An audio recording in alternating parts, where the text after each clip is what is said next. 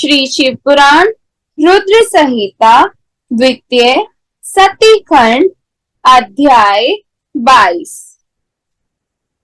गणों के मुख से और नारद से भी सती के दग्ध होने की बात सुनकर दक्ष पर कुपित हुए शिव का अपनी जटा से वीरभद्र और महाकाली को प्रकट करके उन्हें यज्ञ विध्वंस करने और विरोधियों को जला डालने की आज्ञा देना।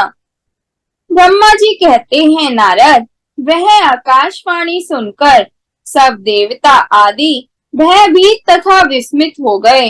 उनके मुख से कोई बात नहीं निकली। वे इस तरह खड़े या बैठे रह गए मानो उन पर विशेष मोह छा गया हो।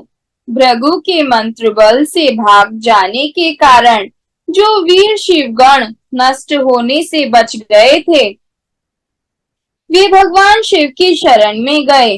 उन सब ने अमित तेजस्वी भगवान रुद्र को भली भांति सादर प्रणाम करके वहां यज्ञ में जो कुछ हुआ था वह सारी घटना उन्हें कह सुनाई। गण बोले, महेश्वर दक्ष बड़ा दुरात्मा और घमंडी है। उसने वहां जाने पर सती देवी का अपमान किया और देवताओं ने भी उनका आदर नहीं किया। अत्यंत गर्व से भरे हुए उस दुष्ट दक्ष ने आपके लिए यज्ञ में भाग नहीं दिया, दूसरे देवताओं के लिए दिया और आपके विषय में उच्च स्वर से दुर्वचन कहे। प्रभु, यज्ञ में आपका भाग न देखकर सती देवी कुपित हो उठी और पिता की बारंबार निंदा करके उन्होंने तत्काल अपने शरीर को योगाग्नि द्वारा जलाकर भस्म कर दिया। यह देख 10,000 से अधिक पार्षद लज्जावश शस्त्रों द्वारा अपने ही अंगों को काट काट कर वहां मर गए। शेष हम लोग दक्ष पर कुपित हो उठे और सबको भय पहुंचाते हुए वेग पूर्वक उस यज्ञ का विध्वंस करने को उद्यत हो गए। परंतु विरोधी भृगु ने अपने प्रभाव से हमें तिरस्कृत कर दिया। हम उनके मंत्र बल का सामना न कर सके। प्रभु विशंभर, वे ही हम लोग आज आपकी शरण में आए हैं। दयालो, वहां प्राप्त हुए भय से आप हमें बचाइए, निर्भय कीजिए। महाप्रभु, उस यज्ञ में दक्ष आदि सभी दुष्टों ने घमंड में आकर आपका विशेष रूप से अपमान किया है। कल्याणकारी शिव, इस प्रकार हमने अपना, सती देवी का और मूढ़ बुद्धि वाले दक्ष आदि का भी सारा वृतांत कह सुनाया। अब आपकी जैसी इच्छा हो वैसा करें। ब्रह्मा जी कहते हैं, नारद, अपने पार्षदों की यह बात सुनकर भगवान शिव ने वहां की सारी घटना जानने के लिए शीघ्र ही तुम्हारा स्मरण किया।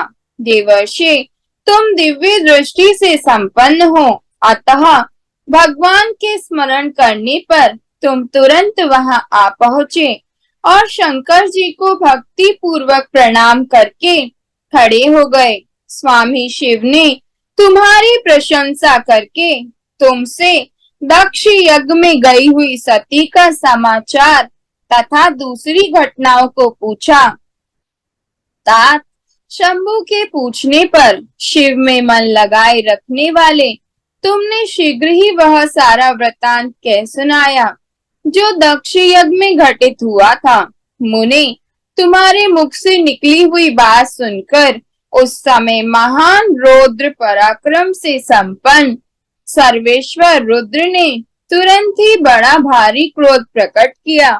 लोक संहारकारी रुद्र ने अपने सिर से एक जटा उखाड़ी और उसे रोष पूर्वक उस पर्वत के ऊपर दे मारा। मुने, भगवान शंकर के पटकने से उस जटा के 2 टुकड़े हो गए और महाप्रलय के समान भयंकर शब्द प्रकट हुआ। देवर्षि, उस जटा के पूर्व भाग से महाभयंकर महाबली वीरभद्र प्रकट हुए। जो समस्त शिवगणों के अगुआ हैं, वे भूमंडल को सब ओर से व्याप्त करके उससे भी 10 उंगल अधिक होकर खड़े हो गए। वे देखने में प्रलय अग्नि के समान जान पड़ते थे। उनका शरीर बहुत ऊंचा था। वे 1000 भुजाओं से युक्त थे। वे उन सर्वसम्मत महारुद्र के क्रोध पूर्वक प्रकट हुए। निश्वास से 100 प्रकार के ज्वर और 13 प्रकार के सन्निपात रोग पैदा हो गए। तात उस जटा के दूसरे भाग से महाकाली उत्पन्न हुई, जो बड़ी भयंकर दिखाई देती थी। वे करोड़ों भूतों से घिरी हुई थी। जो ज्वर पैदा हुए वे सबके सब शरीरधारी, क्रूर और समस्त लोगों के लिए भयंकर थे। वे अपने तेज से प्रज्वलित हो सब और दाह उत्पन्न करते हुए से प्रतीत होते थे। वीरभद्र बातचीत करने में बड़े कुशल थे। उन्होंने दोनों हाथ जोड़कर परमेश्वर शिव को प्रणाम करके कहा। वीरभद्र बोले, महारुद्र, सोम, सूर्य और अग्नि को 3 नेत्रों के रूप में धारण करने वाले प्रभु, शीघ्र आज्ञा दीजिए। मुझे इस समय कौन सा कार्य करना होगा? ईशान, क्या मुझे आधे ही क्षण में सारे समुद्रों को सुखा देना है, या इतने ही समय में संपूर्ण पर्वतों को पीस डालना है? हर मैं एक ही क्षण में ब्रह्मांड को भस्म कर डालूं, या समस्त देवताओं और मुनीश्वरों को जलाकर राख कर दूं? शंकर, ईशान, क्या मैं समस्त लोकों को उलट पलट दूं, या संपूर्ण प्राणियों का विनाश कर डालूं? महेश्वर, आपकी कृपा से कहीं कोई भी ऐसा कार्य नहीं है जिसे मैं ना कर सकूं। पराक्रम के द्वारा मेरी समानता करने वाला वीर ना पहले कभी हुआ है और ना आगे होगा। शंकर, आप किसी तिनके को भेज दें तो वह भी बिना किसी यत्न के क्षण भर में बड़े से बड़ा कार्य सिद्ध कर सकता है, इसमें संशय नहीं है। शंभो, यद्यपि आपकी लीला मात्र से सारा कार्य सिद्ध हो जाता है, तथापि जो मुझे भेजा जा रहा है यह मुझ पर आपका अनुग्रह ही है। शंभो, मुझ में भी जो ऐसी शक्ति है वह आपकी कृपा से ही प्राप्त हुई है। शंकर, आपकी कृपा के बिना किसी में भी कोई शक्ति नहीं हो सकती। वास्तव में आपकी आज्ञा के बिना कोई तिनके आदि को भी हिलाने में समर्थ नहीं है, यह निसंदेह कहा जा सकता है। महादेव, मैं आपके चरणों में बारंबार प्रणाम करता हूँ। हर आप अपने अभीष्ट कार्य की सिद्धि के लिए आज मुझे शीघ्र भेजिए। शंभो, मेरे दाहिने अंग बारंबार फड़क रहे हैं, इससे सूचित होता है कि मेरी विजय अवश्य होगी। अतः प्रभु, मुझे भेजिए। शंकर, आज मुझे कोई अभूतपूर्व एवं विशेष हर्ष तथा उत्साह का अनुभव हो रहा है और मेरा चित्त आपके चरण कमल में लगा हुआ है। अतः पग पग पर मेरे लिए शुभ परिणाम का विस्तार होगा। शंभो, आप शुभ के आधार हैं। जिसकी आप में सुदृढ़ भक्ति है उसी को सदा विजय प्राप्त होती है और उसी का दिनों दिन शुभ है। ब्रह्मा जी कहते हैं, नारद, उसकी यह बात सुनकर सर्व मंगला के पति भगवान शिव बहुत संतुष्ट हुए और वीरभद्र तुम्हारी जय हो ऐसा आशीर्वाद देकर फिर वे बोले। महेश्वर ने कहा, मेरे पार्षदों में श्रेष्ठ वीरभद्र ब्रह्मा जी का पुत्र दक्ष बड़ा दुष्ट है।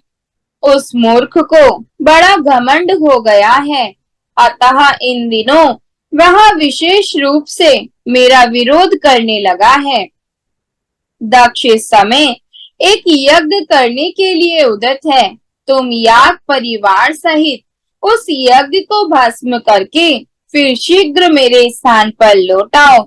यदि देवता, गंधर्व, यक्ष अथवा अन्य कोई तुम्हारा सामने करने के लिए उद्यत हो तो उन्हें भी आज ही शीघ्र और सहसा भस्म कर डालना।